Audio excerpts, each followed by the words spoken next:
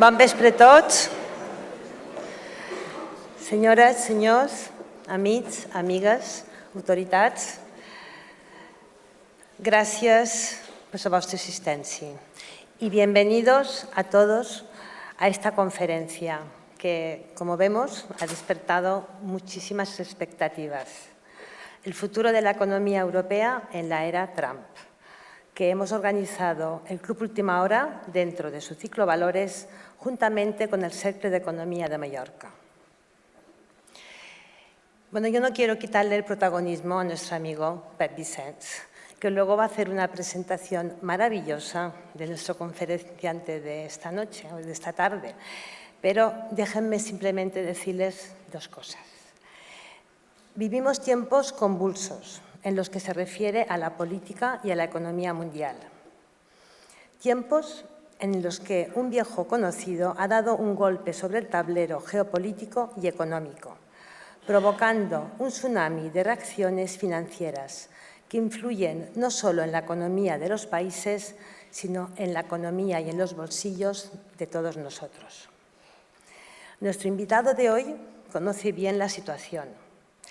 Ha sido primer ministro italiano, es presidente del prestigioso instituto francés Jacques Delors y acaba de publicar el libro titulado Europa, última oportunidad. Un llamamiento a la acción para trabajar por una Unión Europea competitiva y sólida en todos los aspectos. Para mí es un placer contar en este escenario de Svalbard con un político y docente de la talla del profesor Enrico Letta, a quien le agradezco sinceramente su presencia y que haya aceptado nuestra invitación.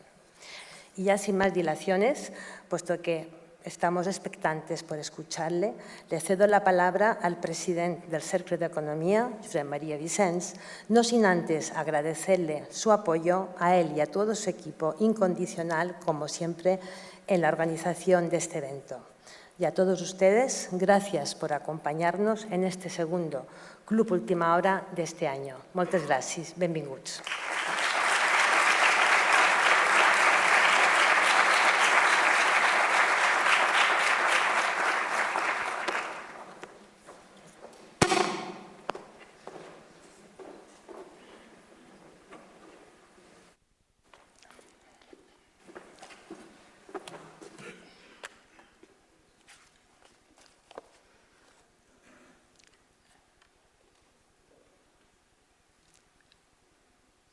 Buenas tardes. En los tiempos que corren, los halagos son bienvenidos por inmerecidos que sean, como son en este caso, y la presidenta del Grupo Serra ha puesto un listón muy alto. Bon vespre a tothom, buonasera a tutti.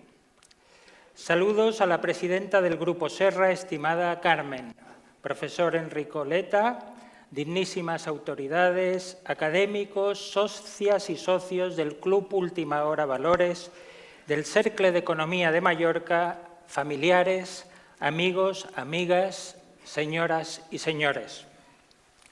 Mis primeras palabras solo pueden ser, son, en nombre de todos los presentes, de gratitud honda y cálida a nuestro honorable invitado de esta noche y a todos los que han hecho posible un acto tan importante, tan especial y en un momento tan decisivo para Europa como este. Gracias al Grupo Serra y a las personas del Cercle. Gracias también a todos los que nos acompañáis aquí, los que llenáis a foro completo este aljibe centenario, antes depósito de agua vital y hoy caja de resonancia de ideas y de valores. Valores sólidos que nos sostienen y nos representan y que no son otros que los valores europeos, los del artículo 2 del tratado, que nuestro huésped también conoce, promueve y defiende. Para ello, para conservarlos y defenderlos en tiempos de tribulación, nos hemos reunido en el interior de un depósito restaurado, en las entrañas de un baluarte defensivo, en esta más que estimada, venerada tierra insular, que ha hecho de la hospitalidad nuestro modo de vivir y convivir. Una tierra siempre amenazada, con torres de vigilancia en sus costas y amurallada, pero abierta, muy abierta, que recibe cada año casi a 20 millones de ciudadanos, la mayoría europeos, que buscan en cada isla el tesoro de encontrar unos días de felicidad. Somos un archipiélago muy pequeño, el más pequeño del reino, pero también que acoge a cientos de miles de personas, 350.000 personas nacidas en el extranjero, de todos los continentes, que han decidido quedarse aquí para trabajar o residir. Vivimos pues en el Mediterráneo y precisamente cuenta la leyenda que el todopoderoso Zeus, rey de los dioses, quedó prendado de Europa, la joven y bella princesa, y la raptó. Desde entonces, Europa, todos lo sabemos, ha tenido que superar muchos monstruos y enormes dificultades, pero de ella también han nacido genios que los han vencido.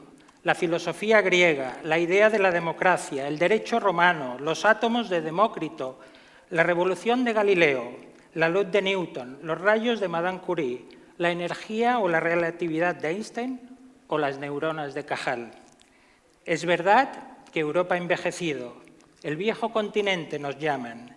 Es cierto que le cuesta tener hijos, pero ella madura, sigue dando buenos frutos, sigue siendo muy atractiva, pero sobre todo y ante todo es nuestro origen, es nuestra vida, es nuestro patrimonio y es nuestro hogar.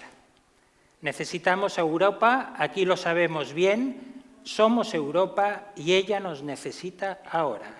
Por eso, para conocer bien y de primera mano qué nueva Europa unida necesitamos y lo que debemos hacer nosotros en justa correspondencia, ha aceptado generosamente nuestra invitación conjunta y toma hoy asiento entre nosotros el profesor Enrico Letta, originario de Pisa, la tierra de Galileo, ex primer ministro de la República de Italia y presidente del Instituto Jacques Delors, quien fue uno de los grandes arquitectos, cabeza, corazón y alma de este proyecto de unión que busca, en última instancia, la paz y el bienestar de los pueblos.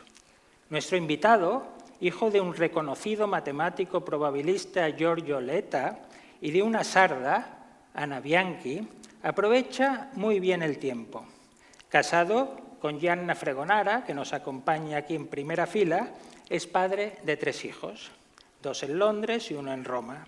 Estudió bachiller en Estrasburgo, realizó un doctorado en leyes de la Comunidad Europea, trabajó en el Ministerio de Hacienda cuando se preparaba para adoptar el euro y con solo 32 años fue nombrado ministro de Asuntos Europeos. Poca broma, ¿eh? Poca broma. El ministro más joven de Italia. Pasó a ministro de Industria y de Comercio, secretario del gabinete de Romano Prodi y aún muy joven, con 46, europeo europeísta, tifosi de Europa y también del Milan, fue el hombre elegido por Giorgio Napolitano para encabezar el gobierno de Italia. Llegó al Palacio Presidencial en su Fiat. Un detalle. Con estos antecedentes tan concentrados, ya se habrán dado cuenta que es muy difícil pasarse al glosar las calificaciones de esta persona para hablarnos hoy de la Unión Europea y de la salida del laberinto. Precisamente, cuando alguien quiere establecer la credibilidad de un invitado, es frecuente que utilicemos un cliché. Decimos, es un experto en el tema y ha escrito tantos artículos. Bueno, nuestro orador de esta noche, literalmente, ha escrito el libro, ha escrito el informe Letta, mucho más que un mercado. y lo ha escrito después de visitar 27 países, 65 ciudades, realizar más de 400 entrevistas con miles de personas. De hecho, ha escrito muchos libros, entre otros, Construire una catedral, Andare insieme, Andare lontano, o el más reciente, Europa, la última oportunidad que tengo aquí. Títulos que resumen y expresan claramente el carácter, la motivación y el propósito de esta persona, la necesidad y vital importancia de ser y sentirse europeo y, por tanto, de ayudar a construir un proyecto más grande, más ambicioso y más útil. Tengo que terminar. Todos estamos expectantes por escuchar su diagnóstico, su pronóstico y sus indicaciones terapéuticas o de rehabilitación de esta catedral. Yo el primero. Europa, lo hemos dicho, empezó con un rapto, por su atractivo irresistible, y ahora nos encontramos ante un mundo nuevo, ante un reto colosal y trascendente, un empeño difícil que a la vez es un estímulo y un desafío. Por eso, permítanme que concluya, por razones obvias, citando a Jacques Delors, quien en su recepción del Premio Europeo Carlos V en Yuste concluyó diciendo, textual: «La historia nos juzgará según las respuestas que ofrezcamos a estas dos preguntas capitales, y las generaciones venideras no nos perdonarán haberles fallado al espíritu y haber carecido de voluntad. Solo saldremos adelante con las obras del espíritu y el impulso moral que ha guiado siempre a los mensajeros y a los artesanos de la paz, de la libertad y de la solidaridad». Un mensaje que nos interpela a todos. Nuestro invitado de honor de esta noche, sin duda, mucho más que un político al uso, es uno de esos mensajeros vivos de la paz y de la libertad, de las libertades, y un auténtico tejedor de consensos, Enrico Letta. Muchas gracias, profesor Letta, por aceptar con generosidad nuestra invitación conjunta y por desplazarse a este archipiélago europeo y europeísta abierto y expuesto al mundo. Muchas gracias por el informe que lleva su nombre y por todo su trabajo en beneficio del bien común, el de una Europa más unida, más grande y más fortalecida. Y grazie mille por señalarlos cuál es la verdadera estrella polar de este círculo de estrellas doradas que conforman la bandera de nuestra Unión. Difícilmente podríamos haber elegido, pues, un lugar, un auditorio más idóneo y a un protagonista y una figura más señera que la suya, que pone todo su empeño en vertebrar las energías, señalar el rumbo y buscar la mejor salida de esta encrucijada. Con admiración y gran expectación, y en nombre de todos los presentes, señor Letta, bienvenido al Club Última Hora Valores, bienvenido al Cercle y benvenuti in questa altra isola che anche casa vostra. Moltes gràcies a tots. Muchas gracias.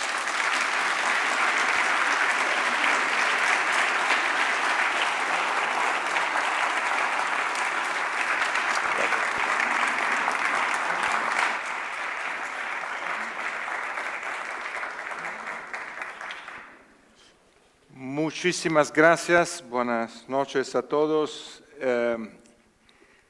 Yo voy a hablar en inglés. Esto es una vergüenza, yo lo sé. Entonces creo que voy a intentar en la Q&A de hablar en español. Mi español está improving porque desde 2 meses estoy en Madrid, Instituto de Empresa, como decano de la Escuela de Politics, Economics and Global Affairs. Entonces, presidenta, el próximo año, cuando voy a estar aquí de nuevo, voy a hablar todo el discurso en español.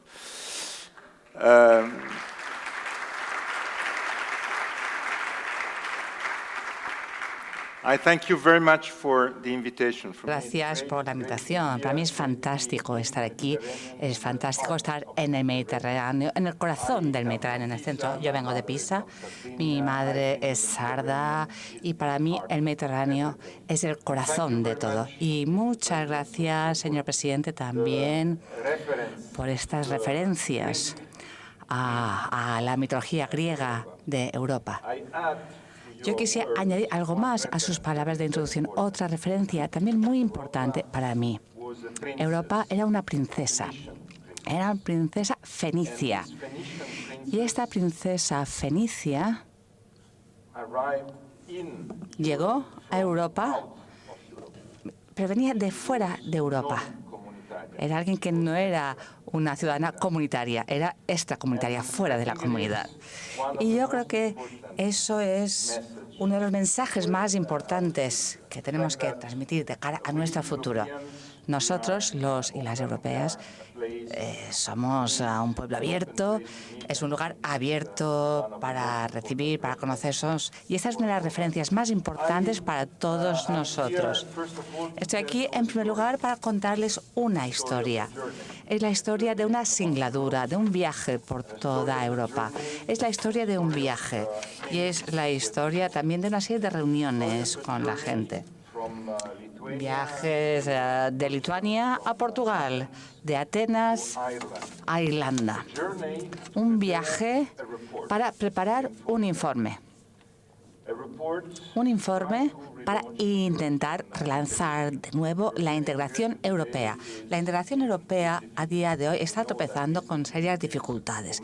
Estas dificultades están allí por diferentes motivos. Somos conscientes de las mismas. Y estoy aquí para compartir con todos ustedes algunas reflexiones, algunos resultados de este viaje y algunas ideas de cara al futuro.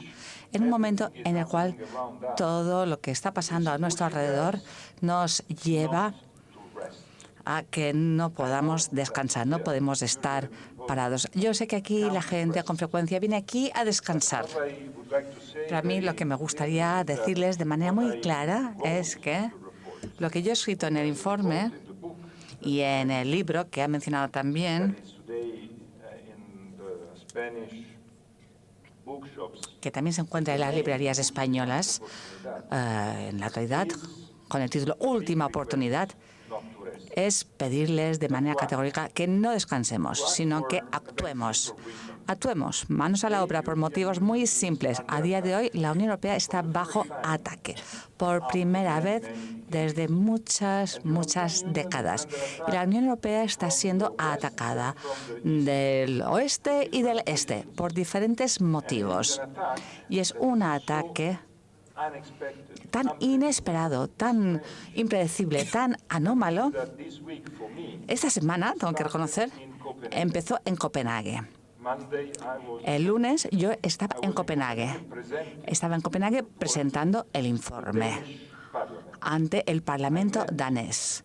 Me reuní con todos los concernidos daneses, con el gobierno danés, con todas las partes en Dinamarca, y para mí era algo totalmente inesperado, increíble, el estar allí en Dinamarca mientras que escuchaba lo que decían todos los titulares de la prensa local. El único tema que se mencionaba en los titulares era que América está ahora pensando en hacerse suya Groenlandia.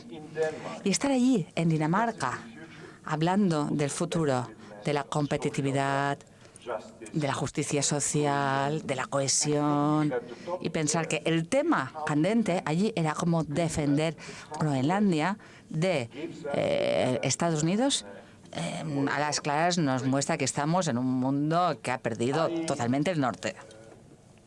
De locura. Puedo empezar hablando con ustedes, explicándoles el porqué de mi viaje. ¿Cuál fue el motivo que me llevó a iniciar esta asignatura? Como han dicho, el Consejo Europeo me pidió que escribiera un informe sobre el futuro del mercado único. Y también la Comisión Europea le pidió a Mario Draghi, otro antiguo presidente de gobierno italiano, Los dos somos, no, los italianos somos muy buenos a la hora de redactar informes, pues le pidieron también a Draghi que redactase un informe sobre competitividad. Y cuando el el Consejo Europeo me invitó a elaborar este informe, como usted ha dicho, en los últimos 8 años de mi vida he sido tan afortunado de poder tener la oportunidad de cada mes estar en París. Yo viví muchos años en París y allí conocí a Jacques Delors, el fundador del mercado único, el presidente de la Comisión Europea del 85 al 95. Jacques Delors falleció en diciembre del 2023 y a mí se me hizo este encargo en septiembre de ese año 2023. Y cuando se me hizo este encargo fue bajo presidencia española de la Unión Europea. Y la primera reunión que tuve fue con Jacques Delors. Y le pregunté qué me podía sugerir sobre cómo llevar a cabo ese ejercicio, para que este ejercicio, esa tarea, fuera algo útil, no meramente retórica o pura teoría, sino que fuera un resultado útil para hoy, para la actualidad. Y Delors me dijo lo siguiente. Me dijo que había una serie de sugerencias que para mí son esenciales para este ejercicio. En primer lugar, me indicó lo siguiente. Me dijo, no te encierres en un edificio de la Comisión, en un despacho de un edificio de la Comisión en Bruselas. Visita todos los puntos de Europa. Reúnete con la gente, porque el mercado único significa gente. El mercado único no es cifras o temas abstractos, sino que, en primer lugar, tiene que ver con la gente de Europa, allí donde viven los y la ciudadanía europea. En segundo lugar, segunda sugerencia, cuando vayas visitando Europa, no te limites a visitar las capitales nacionales. Tienes que visitar las diferentes provincias, los territorios, las regiones, porque allí es donde vas a entender los auténticos temas que tienen que ver con la vida en estos lugares. Si vas solo a las capitales, me dijo, vas a reunirte con los embajadores te dicen que todo va de mil maravillas, pero si luego te vas al terreno, allí vas a entender cuáles son los problemas cotidianos, los auténticos problemas de la gente. Y luego me hizo una tercera sugerencia que para mí es esencial. Me dijo, recuerda siempre que cuando yo creé el mercado único, cuando fundé ese mercado único en 85, del 85 al 92, fue todo un éxito, porque de manera simultánea pusimos en marcha los fondos estructurales y las políticas de cohesión. La política de cohesión es esencial, porque el mercado único sin una política de cohesión corre el riesgo de dar pie a desigualdades. Y ese fue un mensaje muy categórico el que me remitió, porque hay diferencias entre las regiones en nuestro continente, entre nuestros países. Hay muchas diferencias debido a la geografía, no por otras cosas. Y la geografía tiene un peso. Así que empecé ese viaje y decidí presentar un informe que, en primer lugar, no sería el informe habitual. Empezando con el título. Ya habéis mencionado el título. El título del informe es mucho más que un mercado. En Madrid, pues pensaban que el título no era muy afortunado. Me decían que se parecía mucho a lo de más que un club. No les gustó esta similitud, pero este título, mucho más que un mercado, para mí es esencial, porque justamente de eso se trata. Es justamente eso lo que me dijo Delors. El mercado único es para la gente. Es para la gente. Y eso es de verdad, es genuino. Ya de entrada, quiero comentar una de las cuestiones que me han hecho en algunos de los parlamentos que he ido visitando. Se me plantea, bien, nos está hablando del mercado único, pero ¿qué significa el mercado único para una persona? Para usted, por ejemplo. ¿Qué significa el mercado único para usted? Un diputado del Parlamento griego que yo estaba dirigiéndome al Parlamento griego y me preguntó eso. ¿Qué significa para usted, para su vida? Comparta con nosotros qué significa el mercado único para su vida. Y en resumidas cuentas, para mí el mercado único es algo muy sencillo. Es un mensaje muy sencillo. Yo he vivido 2 veces fuera de mi país. En primer lugar, en la década de los 70, estuve viviendo en Alsacia, en Francia, porque mi padre era profesor en la Universidad de Estrasburgo. En la década de los 70, yo era muy jovencito. En la segunda ocasión, después del mercado único, en París, hace algunos años, cuando estaba en la universidad allí. Y la diferencia es muy sencilla. La primera experiencia era la siguiente. Éramos una familia de inmigrantes italianos en Francia. En la segunda experiencia, en la segunda ocasión, éramos una familia de ciudadanos europeos que habían elegido vivir en París en vez de estar en Milán, Madrid o Ámsterdam. Y esa es la diferencia. Y ese es el gran logro de lo que significa ser un ciudadano europeo, la ciudadanía europea. ¿Qué significa? Que todos, de manera conjunta, aunque hablemos diferentes idiomas y aunque tengamos diferentes contextos, la Unión Europea, nuestra Unión Europea, es la manera para todos nosotros de sentirnos en casa en cualquier lugar en Europa, para los valores europeos. Y los valores europeos son sólidos, son los pilares sólidos sobre los cuales basamos nuestra manera de vivir en diferentes partes de Europa. Y lo que es muy importante es entender hoy en la actualidad que no es lo mismo en otros lugares del mundo. Y este es el punto de partida, para un motivo muy claro y un mensaje muy sencillo. A principios de este siglo, todos pensábamos que estábamos entrando en un sueño, sin límites.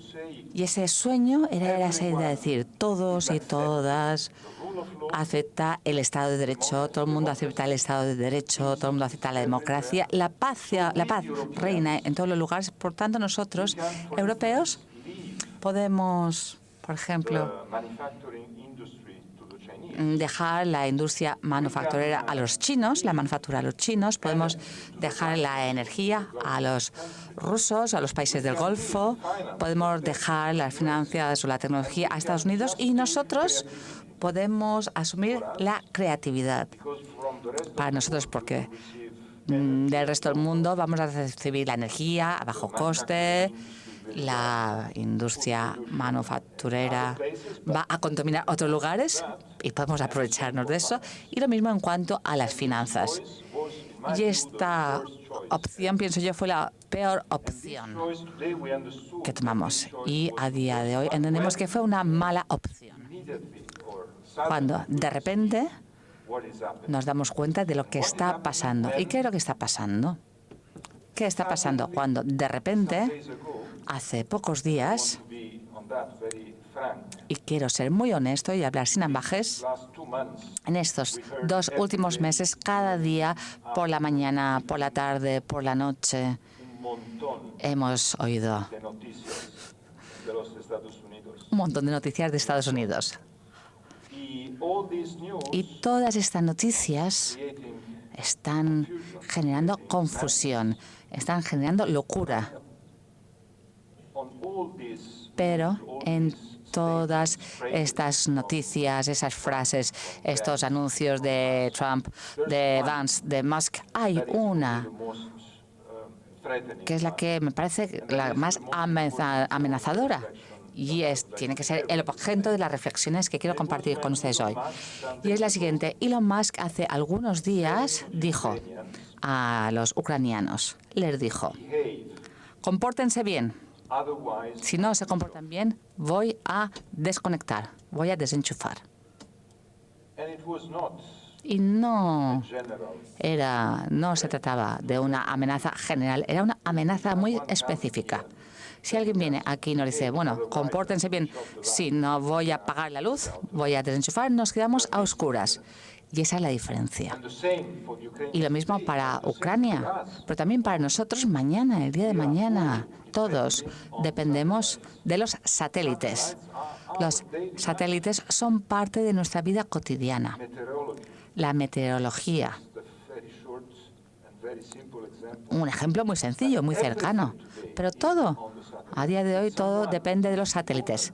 Si alguien que es el propietario de los satélites nos dice, o os portáis bien, si no os voy a desconectar, eso significa que vamos a entrar en un periodo en nuestras vidas en el cual la independencia y la autonomía va a ser más importante hoy que ayer.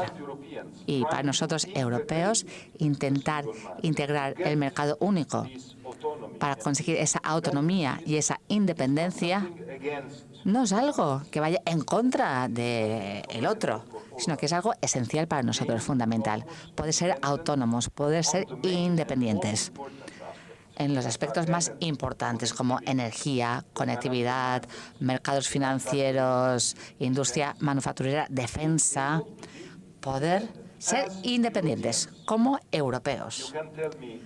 Me podrán decir, bueno, pero si ya somos independientes, si estamos integrados, tenemos Europa. Tenemos una moneda única en nuestras carteras. Tenemos el euro. Sí, hemos integrado la Unión Europea, tenemos el euro, pero en la realidad lo que hicimos hace 25 años fue un gran esfuerzo para compilar y poner de manera conjunta uno de los símbolos de identidad nacional. La divisa, la moneda nacional, era un símbolo de la identidad nacional por un país como Francia. El nombre de la moneda era el mismo que el país, el franco, Francia. Pero también, de manera simultánea, ese esfuerzo de tener todos una moneda conjunta, la misma moneda, fue un esfuerzo tan grande que luego decimos descansar y no avanzar en la misma integración para otros aspectos. Y ese es el primer resultado de mi informe. Lo que estoy intentando decir con mi informe es lo siguiente. Estoy intentando decirle a la gente, a los que toman las decisiones, a la ciudadanía, al sector empresarial, a los trabajadores y trabajadoras, al mundo de los expertos. No es porque tengamos la misma moneda en nuestras carteras que podamos decir que tenemos una integración de la economía europea, porque no está integrada. Hay tantos aspectos o tantas esferas en las cuales estamos fragmentados y esa fragmentación en 27 mercados satisface a nuestros principales competidores, a América, China, India. Ese es el elemento esencial de nuestro informe. Es decir, esta fragmentación que queríamos tener. ¿Por qué? ¿Por qué queríamos mantener esa fragmentación? Porque estamos muy orgullosos de nuestras banderas nacionales. Y yo también estoy muy orgulloso de mi bandera nacional. Pero sabemos muy bien que en el mundo actual, si estamos fragmentados en 27, somos demasiado pequeños, porque los otros son demasiado grandes. Esa es la gran diferencia. Esto lo compramos hace 25 años. Antes China no estaba allí, no eran los grandes actores que son. India tampoco, los países BRICS tampoco estaban ahí. Hoy tenemos esos grandes gigantes. Y les digo en una palabra lo que significa. Mi país, Italia, 60 millones de habitantes hace 35 años y 60 millones de habitantes a día de hoy. Hace 35 años, cuando se creó el mercado único, Italia, desde una perspectiva económica, era tan fuerte como China y la India de manera conjunta. Se reirán al oír eso, pero es así. Es natural que se rían. A día de hoy, China y la India son 20 veces más grandes que Italia. Esa es la gran diferencia.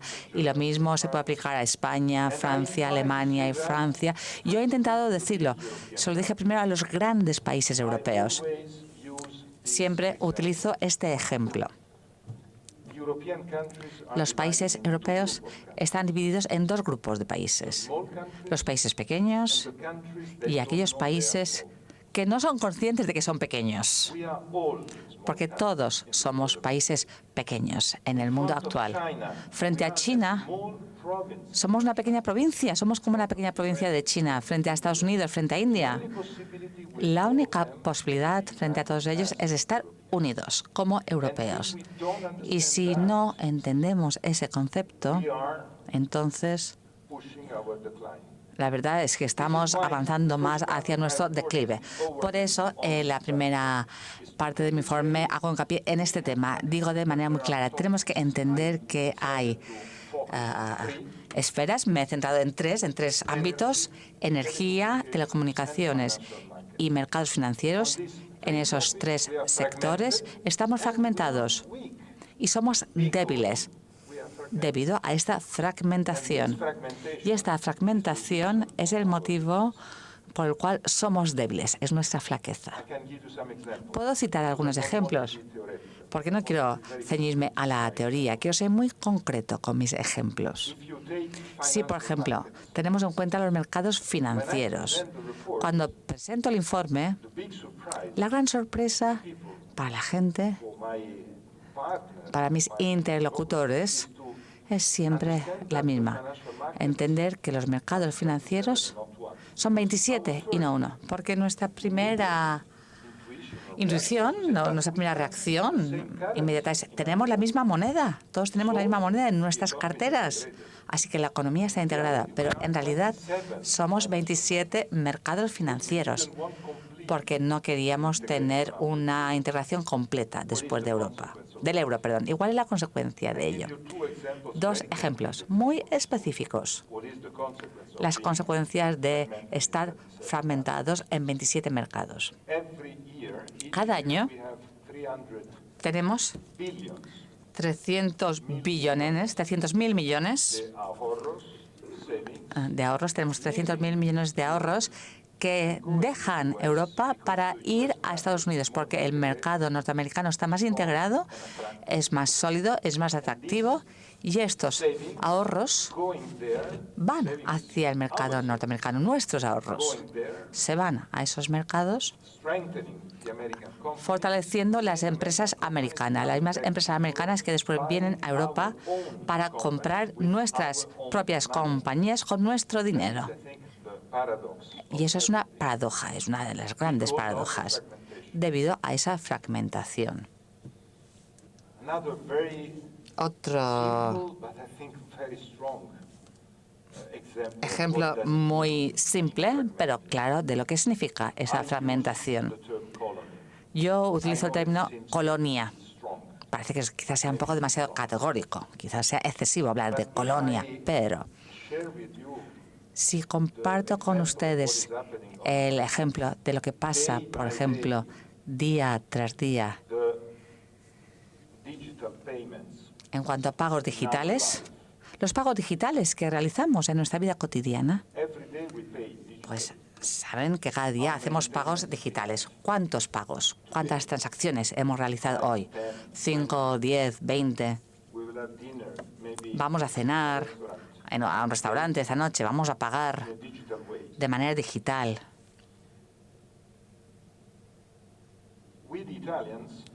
En Italia nunca vamos a pagar, los italianos nunca pagaríamos con una tarjeta de crédito francesa. Un francés nunca pagará con una tarjeta de crédito alemana. Los alemanes nunca van a pagar con una tarjeta de crédito española. Y todos estamos encantados de pagar solo con tarjetas de crédito americanas. Échenle un vistazo a la tarjeta de crédito que tienen en su cartera. Verán el nombre de su banco arriba. Y abajo a la derecha hay 3 opciones solo. Y las 3 son 3 tarjetas de crédito americanas. Solo tenemos 3 opciones y yo no les echo la culpa a estas empresas, han hecho un trabajo excelente. Pero este ejemplo es exactamente una muestra clara de lo que significa estar fragmentados. Me dicen, bueno, me da igual. Son excelentes, son eficientes, me da igual. Me da igual que sean americanos o europeos. Muy bien. Pero cada día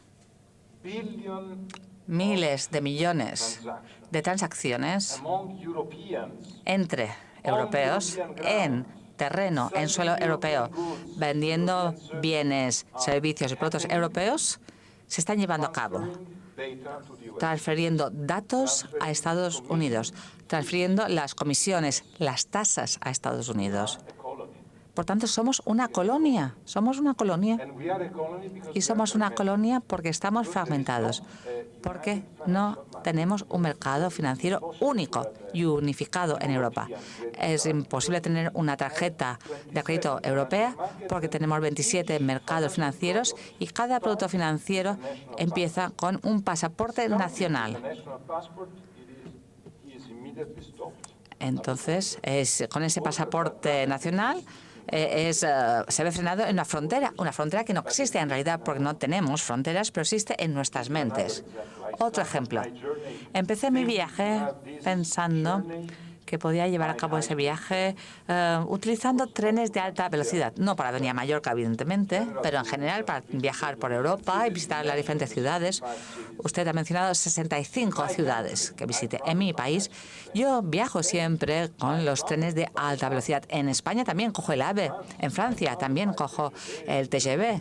En Alemania lo mismo, viajo con estos trenes de alta velocidad. Y somos excelentes en esta tecnología. Pero, de repente, y de manera inmediata, me di cuenta de que es imposible viajar entre las diferentes capitales europeas con trenes de alta velocidad, porque no hay conexiones entre las capitales. Los trenes de alta velocidad se paran en las fronteras nacionales.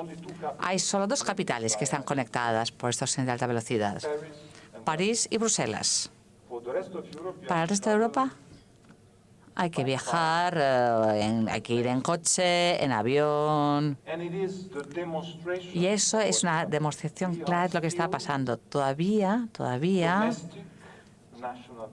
estamos en nuestra dimensión doméstica nacional. Y esto es un problema serio para la competitividad.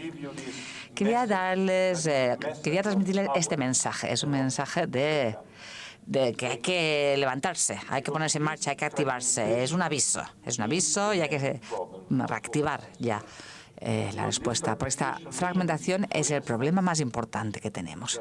Y esa fragmentación implica que tienen en sus bolsillos un teléfono móvil con un prefijo 32 más 32. Yo en mi móvil tengo el número que es más 39 de prefijo.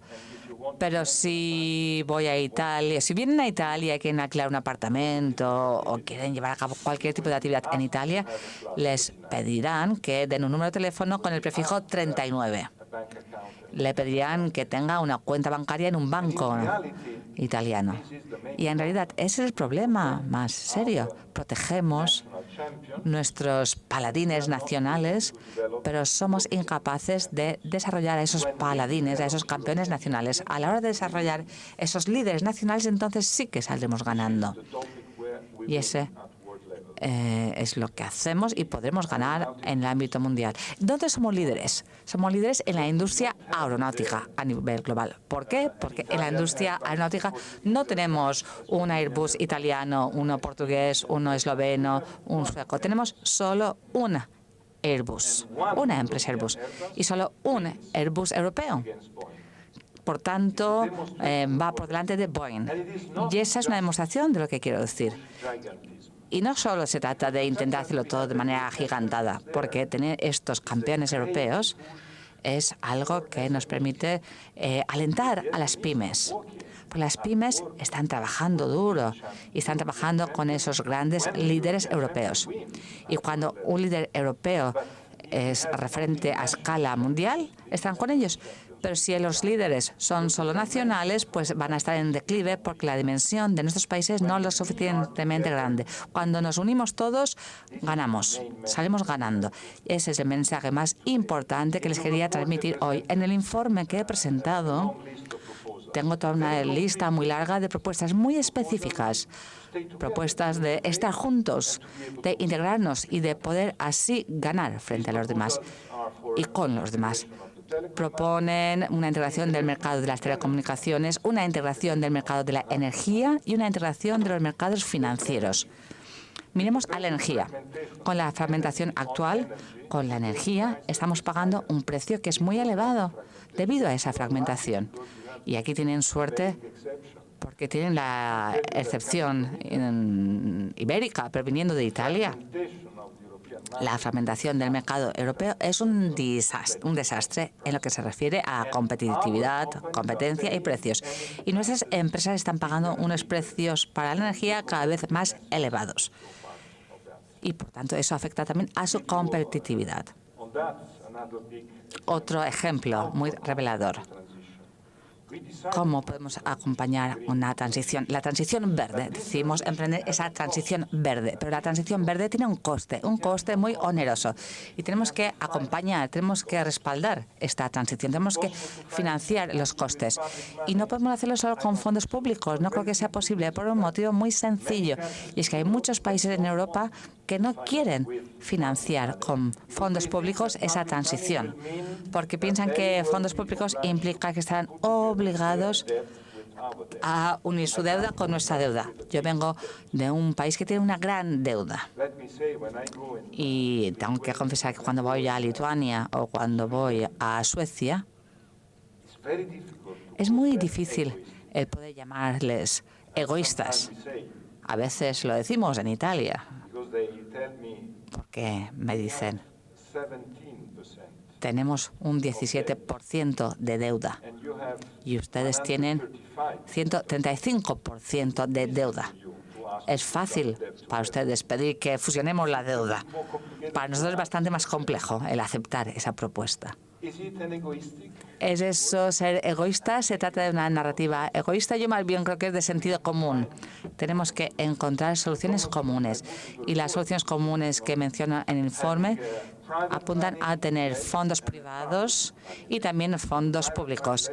Y la parte de fondos públicos sería Unión de Ahorros e Inversiones, ese sería su nombre. Y es la única manera de movilizar capital privado. Y eso es lo que nos falta a día de hoy en la Unión Europea. Si vemos lo que ha pasado en Estados Unidos en los últimos 15 años, ¿por qué están ganando? ¿Porque tienen fondos públicos? No, no. Están siendo líderes porque fueron capaces de multiplicar por 4, cuadruplicar el nivel de inversión privada en innovación y desarrollo, gracias a un mercado integrado, un mercado financiero integrado, y gracias también al hecho de que decidieron invertir a través de capital privado. ¿Y por qué son líderes en inteligencia artificial y en la industria aeroespacial? ¿Debido a estos fondos públicos? No. Están ganando debido a las inversiones privadas en el sector espacial.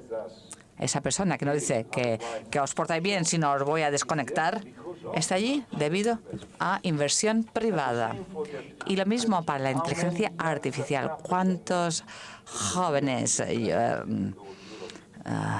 expertos hablé con ellos cuando estaba viajando en Europa? Me decían, mi sueño, mi ambición es ir a Estados Unidos. Jóvenes empresas, porque ahí tendré fondos para invertir, para innovar, para multiplicar y para tener éxito. Nuestro ecosistema es un ecosistema que no le gusta incurrir en riesgos, es adverso al riesgo, y eso es un problema. Y esa quinta libertad que yo menciono en el informe, otro gran pilar del informe, ¿qué significa esa quinta libertad? Significa que el mercado único que creó Jacques Delors es un mercado único de 4 libertades. Libertad de movimiento de bienes, servicios, capitales y personas. Y esas 4 libertades, esas 4 partes, es el diseño de la economía del siglo pasado, de lo tangible, lo que podemos tocar. Pero en realidad, en la actualidad, tenemos también que ser líderes en lo que es intangible. Por eso nos hace falta esa quinta libertad.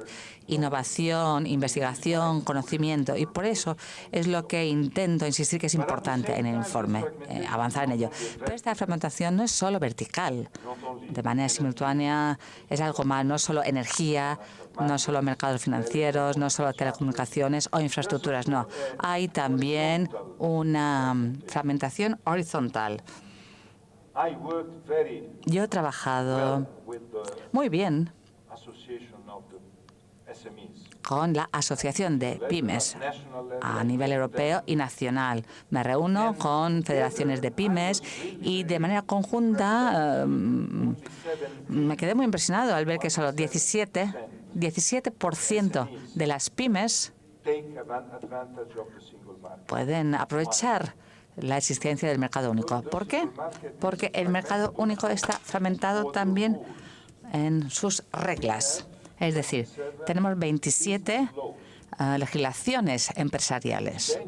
En España, además, también tienen las normativas de las autonomías, y esa multiplicación de normativas, de diferencias, complican todavía más las cosas para las pymes a la hora de invertir. Y lo mismo a la hora de atraer inversiones.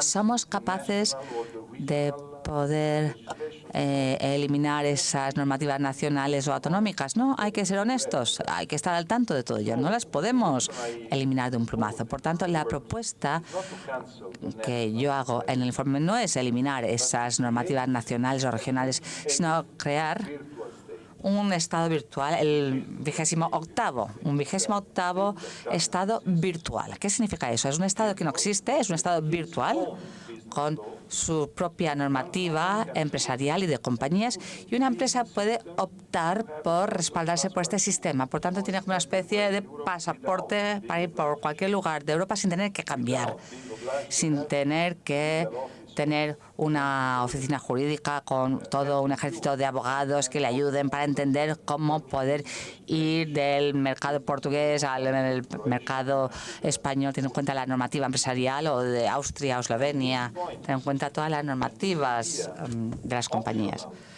Y esa idea sería tener algo optativo. No se le obligaría a nadie, sería una opción a la que se podía recurrir para poder intentar tener éxito con esa simplificación.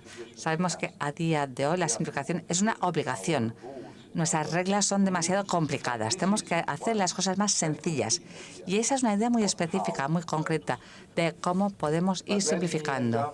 Y ya para acabar, otro tema muy importante que a día de hoy es cada vez más importante y candente es el tema de la defensa. Está claro que estamos todos aquí hablando de algo que no estaba en el centro de nuestras deliberaciones hace algunos años. En nuestros países mediterráneos, de entrada, tenemos en cuenta los puertos en Italia y en España. No tenemos la impresión de que estemos sufriendo la amenaza de Rusia. No sentimos esa amenaza, no sentimos que puede llegarnos por allí una invasión. Quizás les invaden en Ibiza, sí, o en la Riviera, en Rimini se nos invade también, pero no nos sentimos amenazados, no tenemos esa amenaza de una invasión. Y para nuestros países es difícil entender que tenemos que movilizar recursos, que tenemos que gastar dinero para comprar armas. Es muy complicado el tener este tipo de discusiones a día de hoy en nuestros países. En primer lugar, porque hay muchos problemas sociales, empleo, infraestructuras,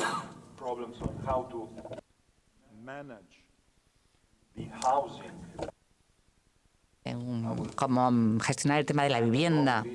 Tengo una lista larguísima de problemas sociales. Pero lo más importante es que cuando uno viaja por Europa, tiene un sentir diferente de cuáles son las prioridades. Me quedé muy sorprendido, lo reconozco, me quedé muy sorprendido e intento reflejarlo en el libro en mi visita a Vilna, en Lituania. En el centro de Vilna, muy cerca de la catedral de Vilna, hay una estatua. Una estatua que está para representar a la OTAN, para dignificar a la OTAN. Yo no lo sé en España, pero en Italia una estatua en honor de la OTAN no duraría más de una noche. Así que ese sentir de la importancia del tema de la seguridad es muy diferente.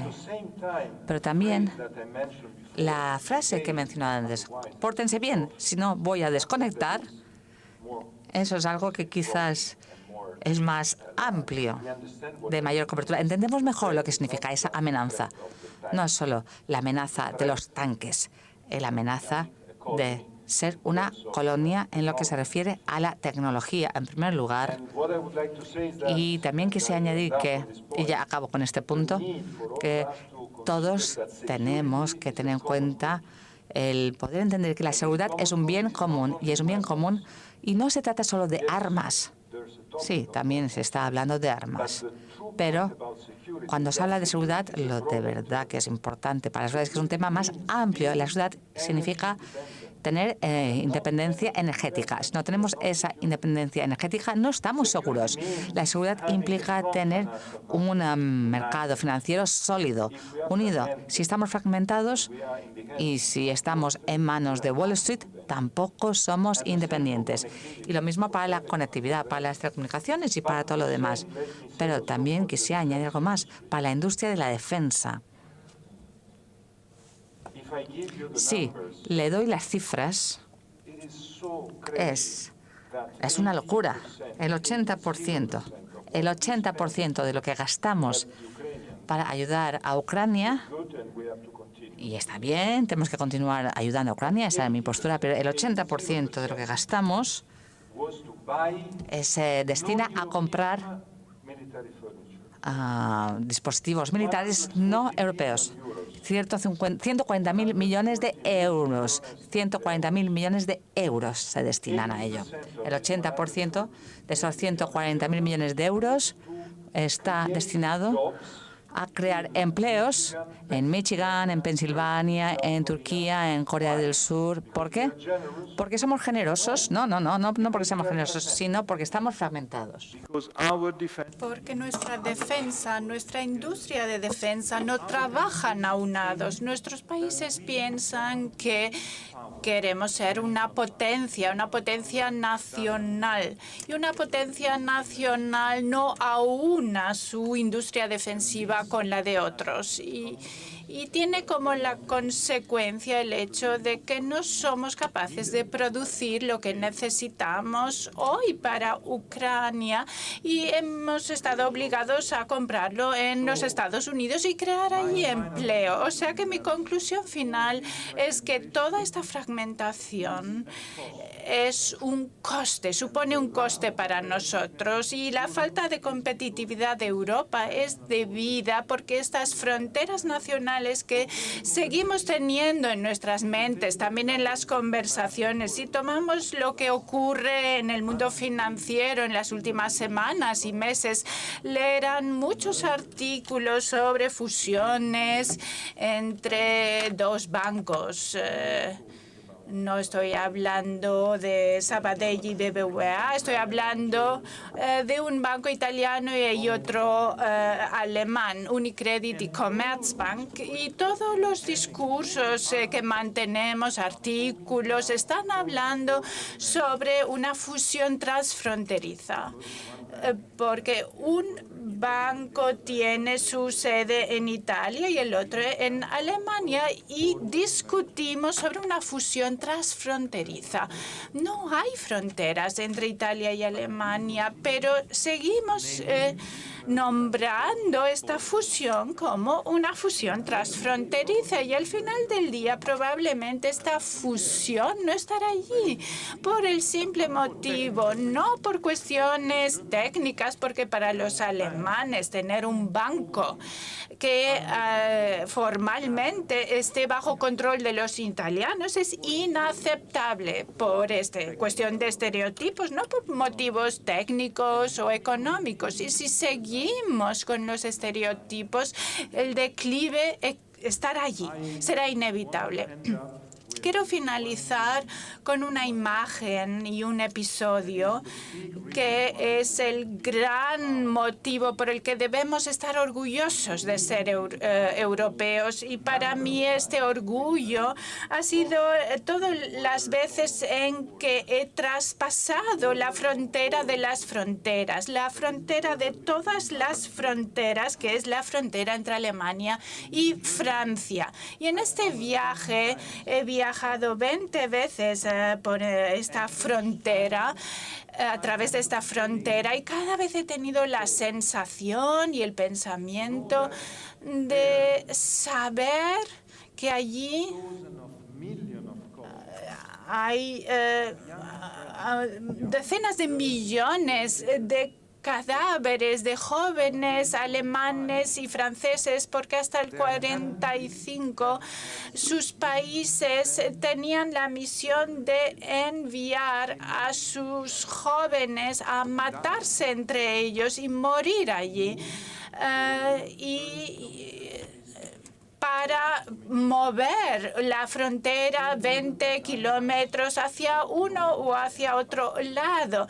La misma frontera que en que estas decenas de millones de jóvenes no vieron los 20 o 25, porque el sistema era así. Entonces, después del 45, gracias a la Unión Europea, este sistema ya no existe. Las fronteras no existen y pensamos que la cooperación entre nuestros países es una cooperación en la que todos ganamos y no con el sentimiento de que yo he ganado porque tú has perdido. Esto era el sentimiento antes entre Italia y Austria. Durante siglos, tú ganas, yo pierdo, tú ganas. Los nombres de nuestras ciudades está lleno de nombres de nuestros generales que enviaron a nuestros jóvenes a la batalla.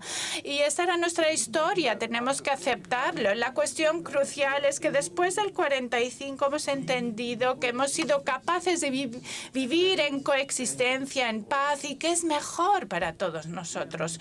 Hemos entendido con la agresión rusa a Ucrania que no es ya como, ya no es así, porque las familias ucranianas y rusas están llorando.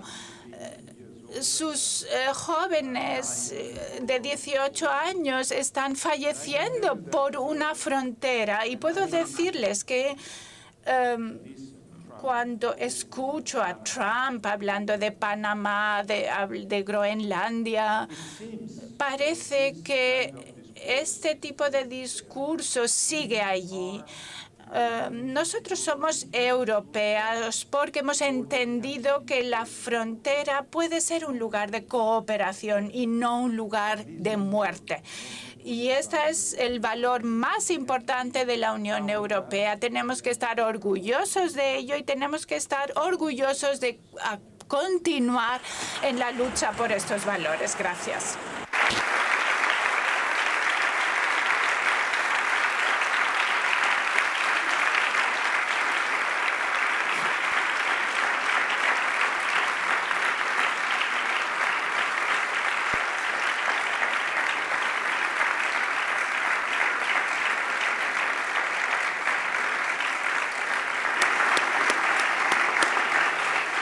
Muchas gracias.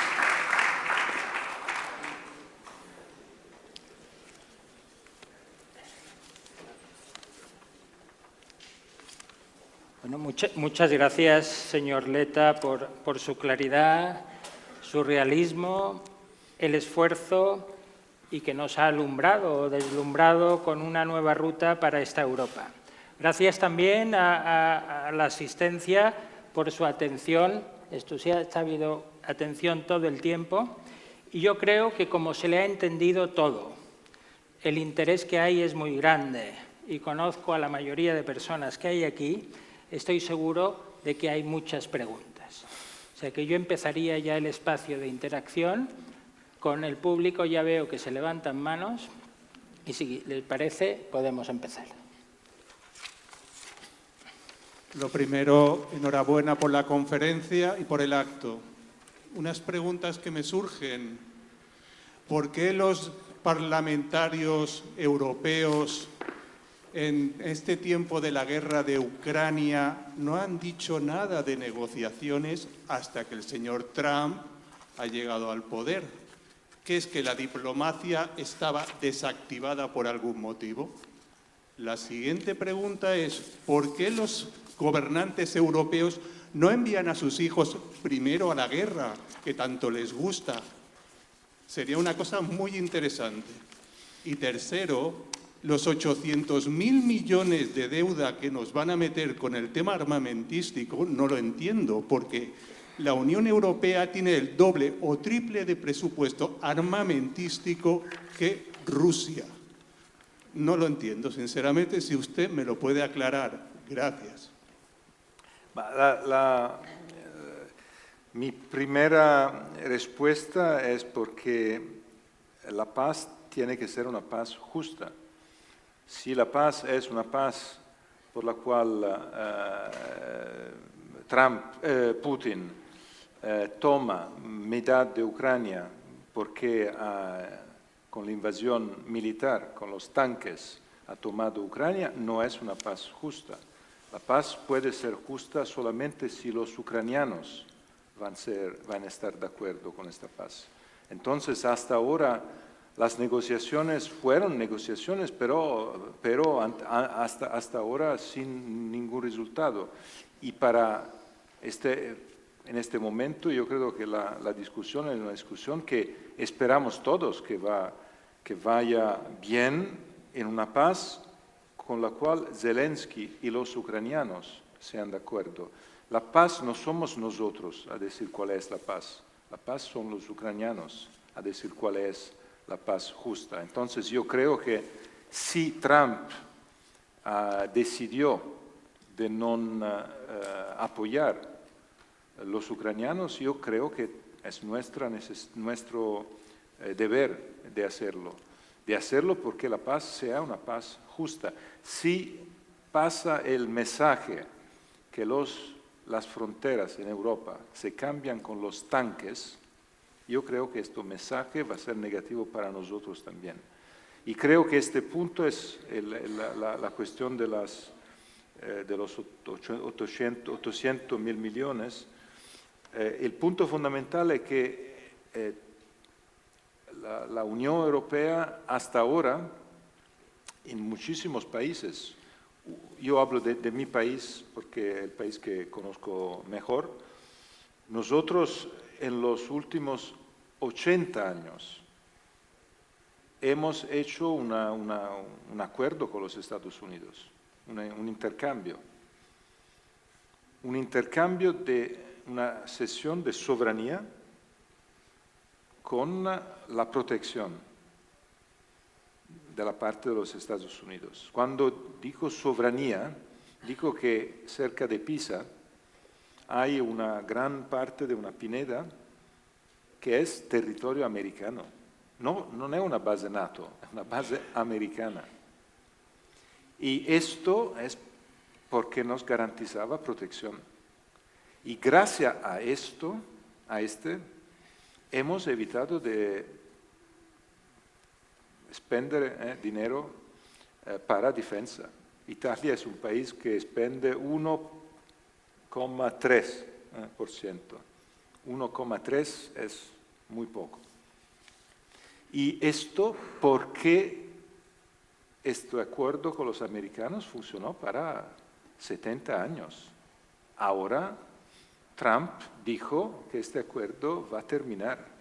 Entonces, para un país como Italia, yo no sé cómo es para España, para un país como Italia, la discusión de cómo sustituir por los próximos años esta protección que los americanos pagaban y que Trump dijo que no quieren pagar más, es un tema.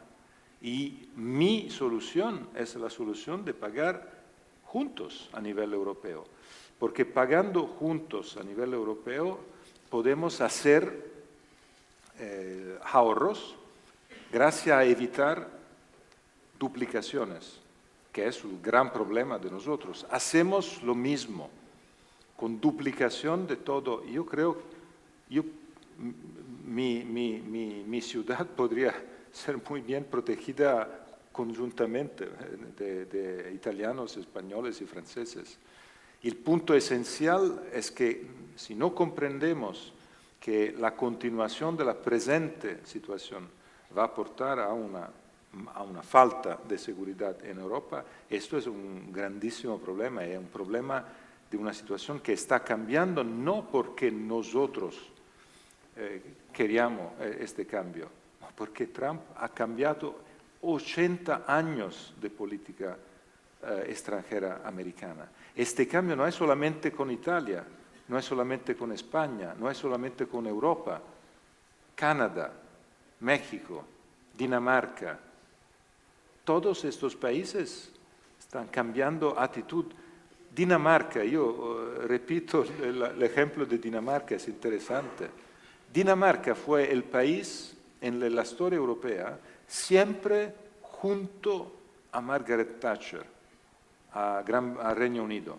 Siempre con Reino Unido a limitar integración europea. Ahora Dinamarca va a tomar la presidencia de la Unión Europea desde julio.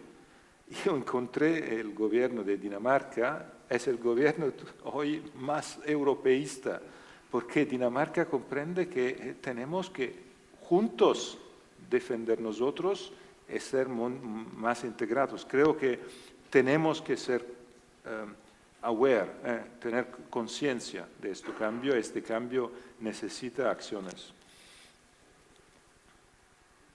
Hay varias manos, aquí hay Carlos Rullán y hay... Hola, muchas gracias por su inspiradora conferencia. Mi pregunta tiene como dos partes. Una primera tiene que ver con, bueno, a partir de su propuesta de integración, ¿no? de una mayor integración del mercado. Mi pregunta primero es, ¿eso se puede conseguir con el diseño institucional político que tenemos actualmente o se requiere algún tipo de cambio? Y una segunda parte, que creo que está relacionada, tiene que ver con lo que es actualmente, en principio, el gobierno europeo, que es la Comisión Europea, ¿no? Que recibe bastantes críticas, ¿no? A los burócratas de Bruselas, etc.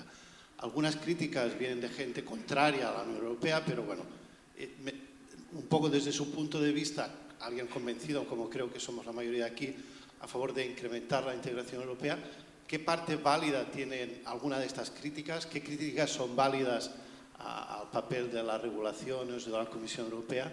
¿Y cuáles cree usted que no? ¿Y en qué medida cree que podría haber cambios positivos en este sentido? Muchas gracias.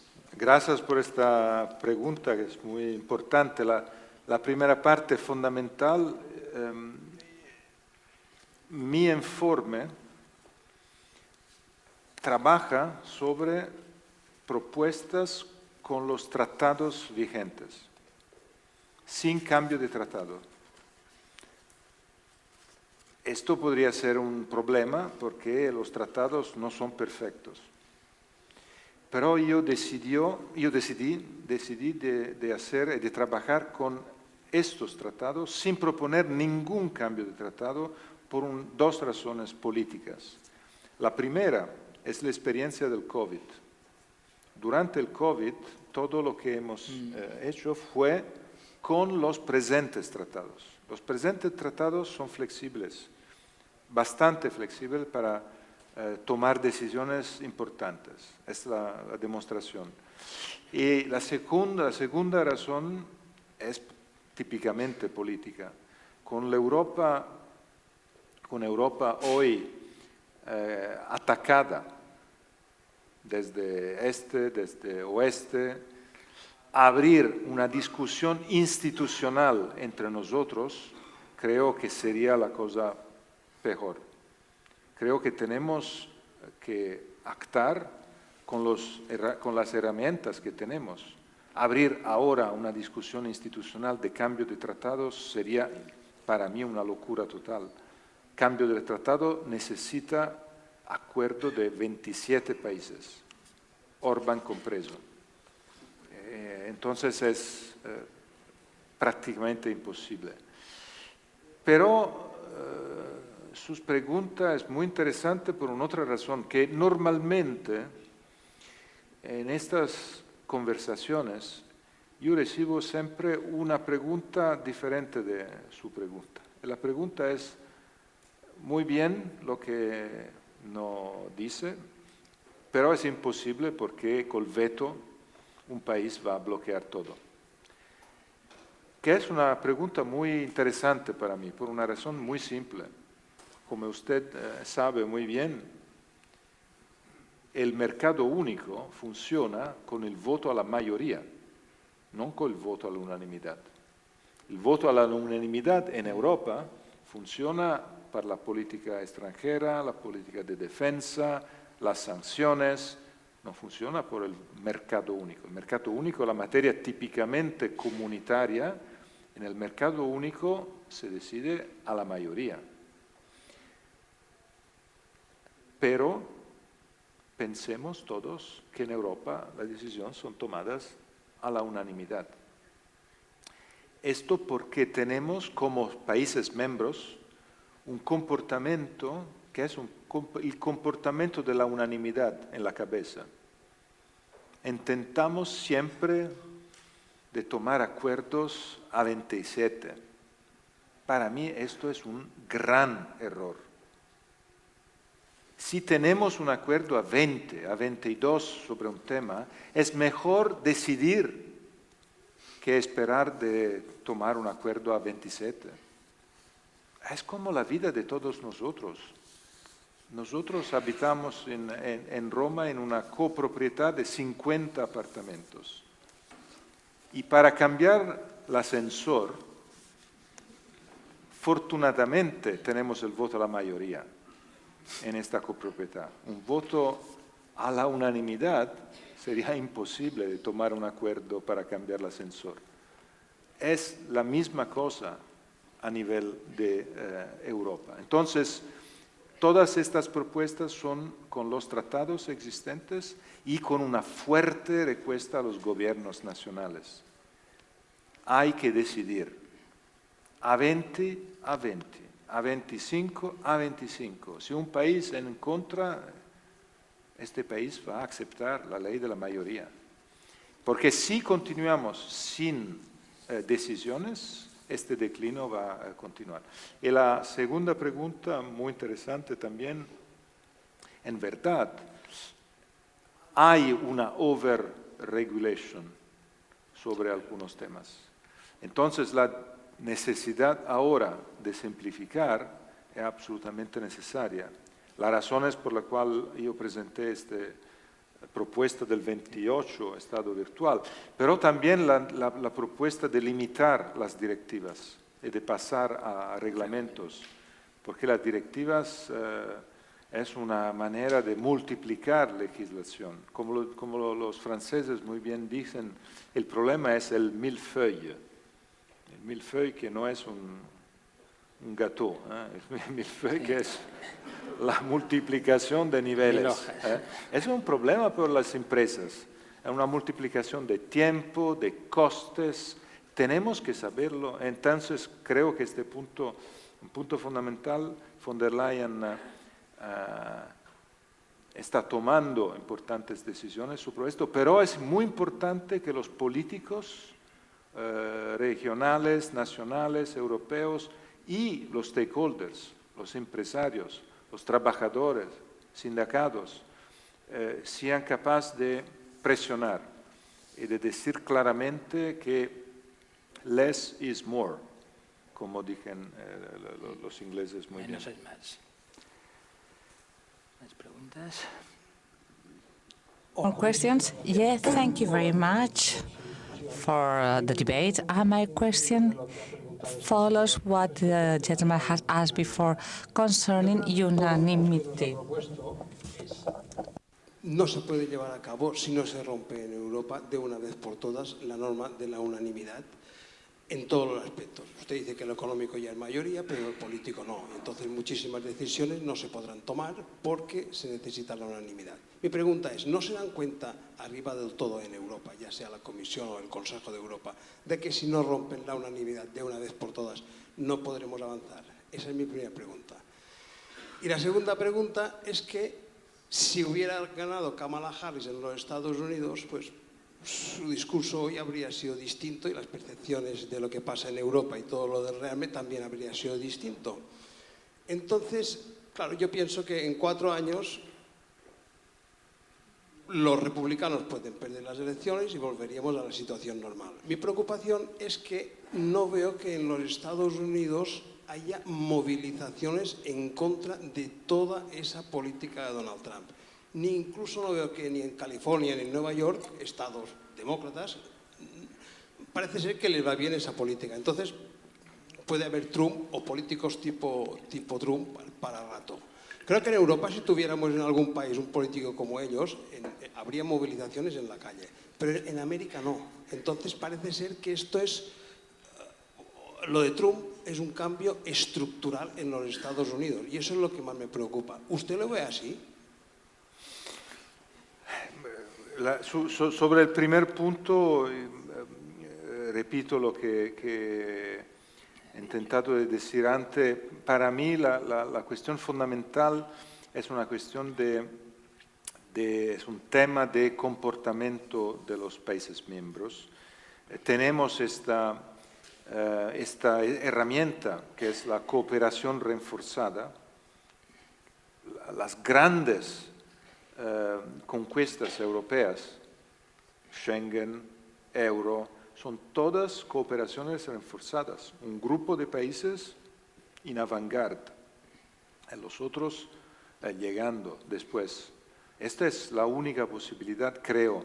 Y también sobre algunos de los temas que yo presenté, como la unión de ahorros y de inversiones, si todos los 27 no están de acuerdo, yo creo que es necesario que los grandes países europeos tomen la responsabilidad de mover.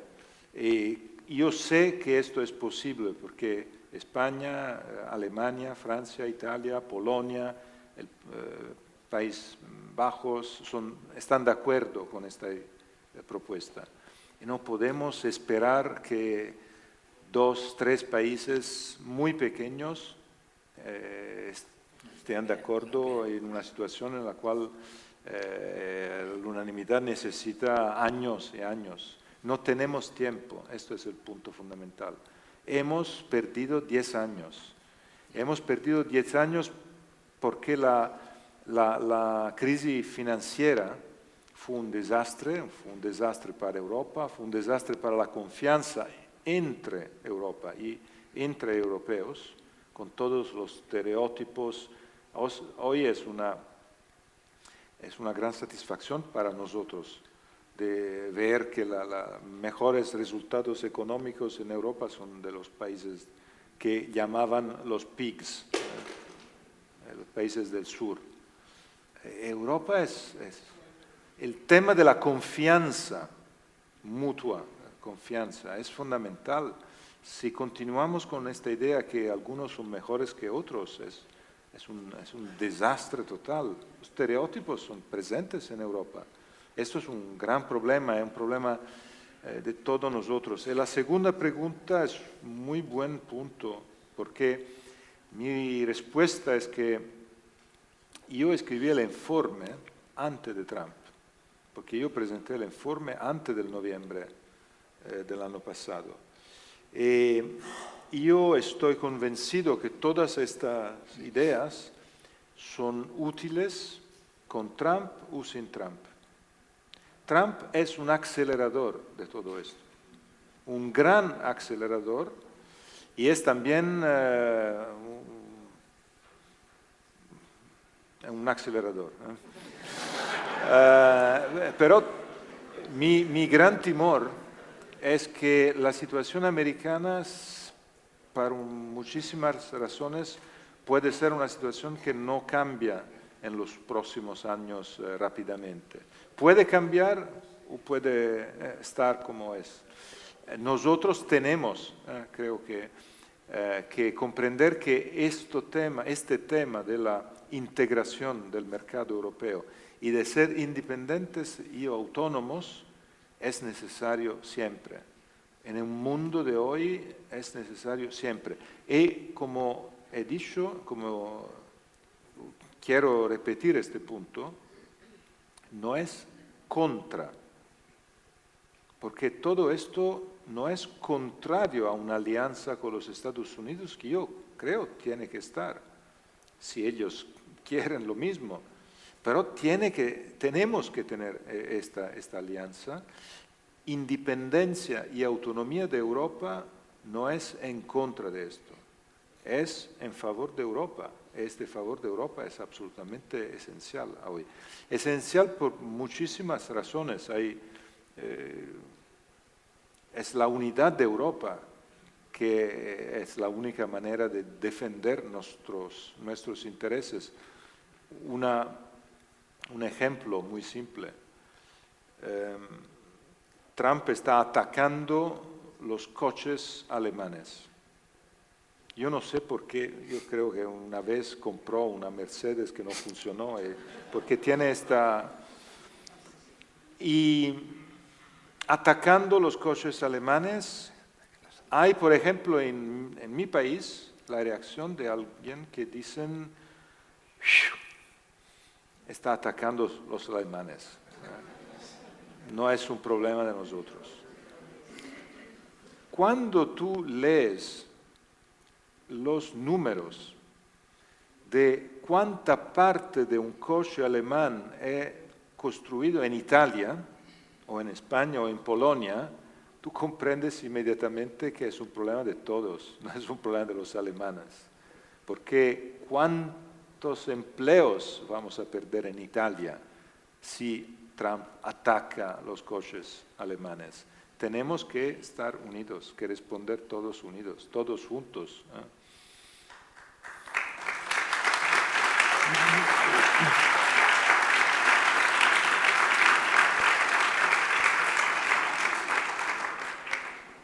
Se han levantado un par de manos más. Buenas. Muchas gracias, lo primero, por este evento. En la línea de esa recomendación que tenía de acercarse a la gente y no limitarse, entiendo, a solo las élites, yo tengo una cuestión, y es que me parece sorprendente lo que se puedan tener unas reglas fiscales especiales para este extraordinario gasto militar, pero para otras necesidades que son más que actuales, como pueda ser la sanidad pública, que lo hemos vivido recientemente con el tema de COVID, no hay reglas fiscales para potenciar la sanidad pública. Se podría extender esto también a la vivienda pública, a más recursos para justicia, que es extremadamente lenta y todos tenemos que pasar por ahí en algunas ocasiones. Luego también me gustaría una reflexión sobre las tendencias autoritarias, ¿no?, que permiten a la Rusia invasora apropiarse del 20% del territorio. Y en el otro extremo del Mediterráneo, que también tenemos otro ejemplo de autoritarismo extremo, sin ningún respeto a los derechos humanos, como es Israel con el genocidio y ocupación con Palestina, ¿no? Cuando la ONU, evidentemente, pues tiene una serie de resoluciones que se están incumpliendo repetidamente. En cuanto al gasto militar, si el 80% debe gastarse a Estados Unidos, ¿es un chantaje como son los aranceles? ¿Y qué riesgo hay de que todas estas tensiones puedan llevarnos a una crisis similar a la de 2008? Muchas gracias. La fuerza de nuestros valores creo que es un tema para nosotros de gran responsabilidad. En primer lugar, para nosotros; en segundo lugar, para el mundo también. Y no porque tenemos que ser superiores a las otras partes del mundo, ma porque una parte importante de esta falta de ampliación de papel de los valores democráticos es también por esta idea que somos una fortaleza, una fortress en Europa, y que no queremos hablar con los otros. El ejemplo que quiero hacer es el ejemplo del acuerdo con el Mercosur, por ejemplo. Y yo creo que tenemos como europeos que abrir acuerdos comerciales productivos con otras partes del mundo. Y la discusión que pasó en Bruselas sobre el Mercosur es una discusión para mí muy antigua, muy antigua. Tenemos que hacer este acuerdo con el Mercosur, tenemos que hacerlo. Y en cada acuerdo hay una parte que pierde algo. Y hay muchísimas oportunidades que se abren. Pero nosotros, si seguimos siguiendo de estar no abiertos a este tipo de acuerdos comerciales, yo creo que vamos a pagar un precio enorme. Hoy con el Mercosur, mañana con otras partes del mundo, África del Sur, y los países de ASEAN. Entonces creo que es positivo para nuestro sistema, nuestras empresas y también para nuestros valores, porque la capacidad de hacer estos valores ganadores es con el encuentro, no con la imposición. Entonces yo creo que tenemos esta responsabilidad, es una responsabilidad muy importante. Y sobre el gasto militar, la cosa interesante hoy, creo, es la consideración del overlapping, no sé cómo decirlo en español, el overlapping entre dos constituencies. La constituency de los países frugales, como se dice, los países que son en contra de la deuda común europea, de la Fiscal European Capacity, los países del noreste.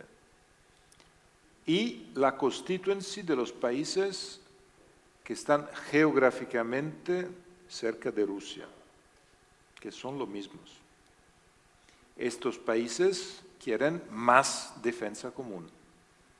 Y estos países están abriendo el debate a una defensa común con la deuda común.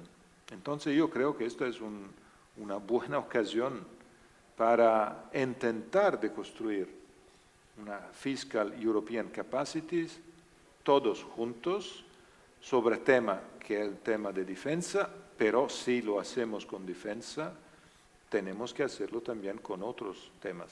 Yo creo que la lucha al cambio climático es importante como defensa. Yo creo que las inversiones en innovación son importantes, porque si somos un continente que no es digital bastante, esto es un problema de seguridad. Entonces yo creo que tenemos que poner juntos todos estos temas. Tenemos dos preguntas más, ¿les parece? Buenas tardes, muchas gracias por su conferencia. Usted ha explicado que el acuerdo de los últimos 70 años entre Estados Unidos y Europa, donde Estados Unidos protegía a Europa a cambio de Europa le cedía terreno para poner sus bases militares. Con este cambio de era y la rotura de este acuerdo, sabemos lo que pierde Europa, que es la protección de Estados Unidos. Mi pregunta es, con la rotura de este acuerdo, ¿qué pierde Estados Unidos? Para mí es una muy buena pregunta, porque lo que es completamente incomprensible de lo que Trump está haciendo es que su posición es una posición totalmente inward looking, que es el contrario de lo que los Estados Unidos... la pregunta sobre el tema de defensa, pero para mí es interesante, creo que es interesante para vosotros también, ampliar esta reflexión sobre otros temas. Por ejemplo, en mi nuevo trabajo a Instituto de Empresa en Madrid, participé a un encuentro de todos los decanos de escuelas de asuntos globales y de economía de americanos, europeos, y los americanos nos han dicho que está cambiando todo en las universidades americanas. Nos han dicho, hoy vosotros tenéis una oportunidad enorme de atraer profesores que están en los Estados Unidos y que hoy están en los Estados Unidos en una percepción de, no digo de peligro, pero de no ser acogidos. Y lo mismo con los estudiantes. Hay un cambio. Este cambio es porque cada estudiante llegando a los Estados Unidos de un país tercero no sabe cuál va a ser su futuro, como visas, immigration. Hoy hay un cambio, los Estados Unidos por siglos fueron el gran país atractivo de los mejores talentos del mundo. Y fue así con los talentos de todo el mundo, de los europeos durante la guerra. Y esto van a perderlo si Trump continúa su este punto. Y la idea que las grandes universidades tienen que ser sancionadas, penalizadas, de manera totalmente discrecional. Menos 400 millones de euros a estos, menos a estos, con la idea, la eliminación del Ministerio de Educación. Yo creo que el mensaje es muy simple. La gente no tiene que ser educada. La gente puede ser educada solo si paga. Esto es la manera de crear todas las desigualdades del mundo. Y esto es exactamente el contrario de la idea europea. La idea europea es que existe un welfare state. Este welfare state es para luchar contra las inegaldades. Creo que este punto es fundamental y esta es la razón por la cual yo creo que este approach totalmente inward-looking de Trump es el approach de una persona, un político, que habla solamente a los que lo votaron, que votaron por él. Y probablemente la leadership de todas las grandes universidades americanas no votaron por Trump. Y lo que está haciendo Trump es contra ellos. Pero el punto es que es contra América esto. Al final, es contra América. Yo creo que, no sé cuál va a ser el futuro. El año próximo las elecciones de midterm van a decir si hay una reacción o no. No sé, yo espero que sí, porque yo soy francamente un gran fan de los Estados Unidos. Yo creo que tenemos que ayudar a los americanos en esta resistencia a esta locura total. Pero los Estados Unidos es un país soberano que va a decidir, que decidió y que va a decidir sobre su futuro. Y nosotros tenemos que decidir nuestro futuro independientemente de ellos.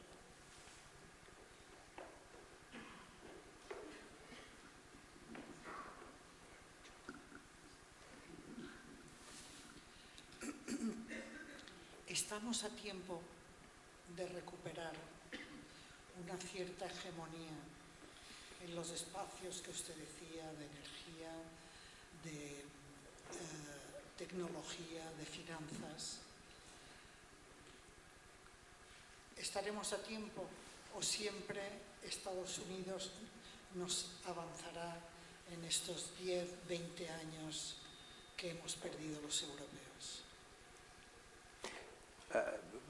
Mi respuesta es, la respuesta final tiene que ser optimista. Entonces, mi respuesta es sí, somos a tiempo, sí, no waste time now, o sea, no tiramos tiempo ahora. Y creo que tenemos ahora un alineamiento de los planetas único. Este alineamiento de los planetas es un alineamiento por el cual los países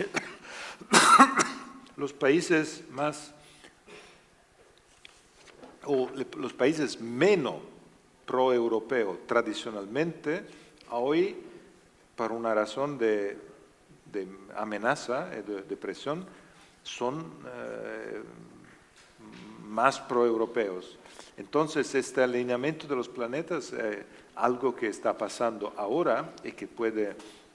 Y el tema fundamental es saber que tenemos en Europa cerebro, voluntad, jóvenes. El punto esencial que tenemos que dar a todas estas oportunidades, la financiación, el gran mercado único europeo para desarrollar todo esto y necesitamos hacerlo ahora, no en 4 años o en 10 años. Mi impresión es que este wake-up call fue escuchado.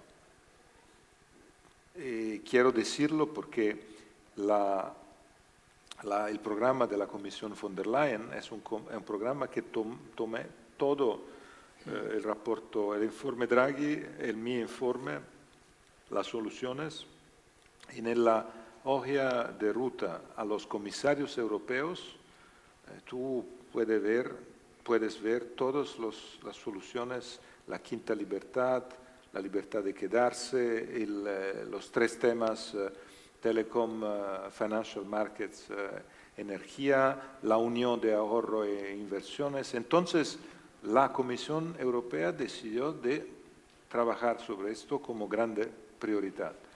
Los países miembros ya una semana han tomado una decisión similar. Ahora tenemos que actuar todo esto y creo que el momento es el momento bueno para hacerlo. Creo también que la gente está en favor de todo esto, porque esta idea que hay populistas anti-europeos que, en verdad, yo tengo 2 ejemplos que son interesantes. El primer ejemplo, ya 5 años a las elecciones del 2019, en muchos países europeos, movimientos políticos estaban en favor del Frexit, Italexit, Dexit.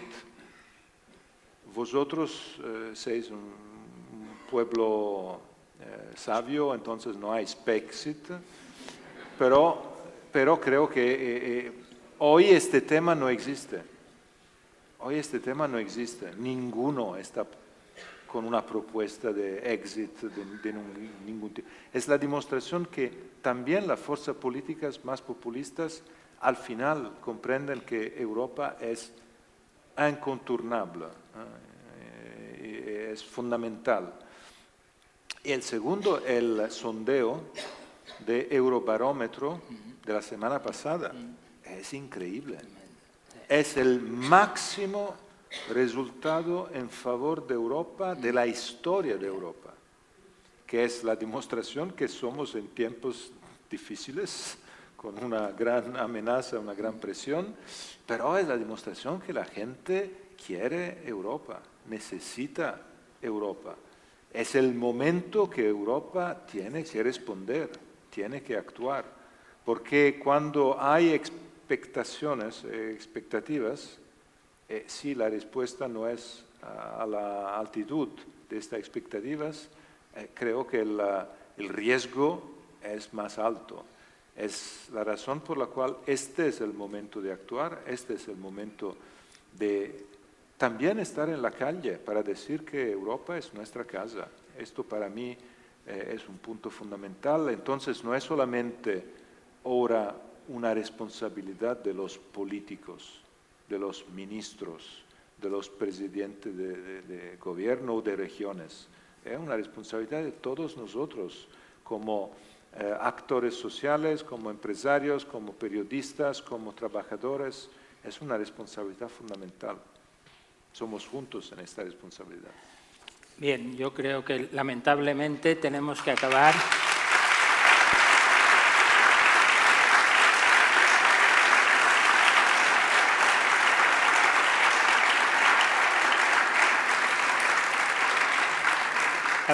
Habíamos pactado con el señor Letta que acabaríamos a las 9 menos cuarto y vamos a acabar.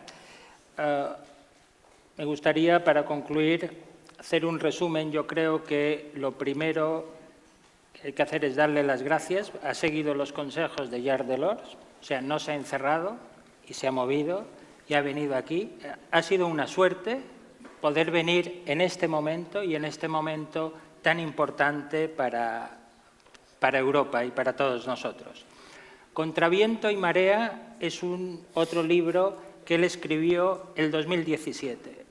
Y precisamente en este territorio insular sabemos muy bien que el soplar de los vientos del tiempo se construye el futuro. Pero la historia no la marca el pasado, sino las generaciones. Y construir es una cosa de personas, de mujeres y hombres que se apasionan y comprometen por levantar catedrales, baluartes, torres de Pisa, aunque sean torcidas, o torres de Babel, pese a la confusión de lenguas. Jacques Delors también le dijo que no hay que ser ni pesimista ni optimista, hay que ser activista. Y él está aquí. Por tanto, hay que avanzar, y avanzar es cuestión también de tiempo. El rumbo, la brújula o el satélite, ahora que hablamos de innovación, el satélite que quieren cortar, o la estrella polar, la señalan siempre los guías comprometidos, determinados y persistentes, como Enrique Leta. Gracias también a ustedes por vuestra atención, por vuestro interés y por vuestra preocupación que habéis demostrado por medio de vuestra presencia, que sin duda honra este acto y honra a nuestro invitado. El señor Leta no necesita esos aplausos que le vamos a dar otra vez. Le basta con saber que no está solo. Así que en vuestro nombre le vuelvo a decir gracias y muchas gracias a todos. Buenas noches.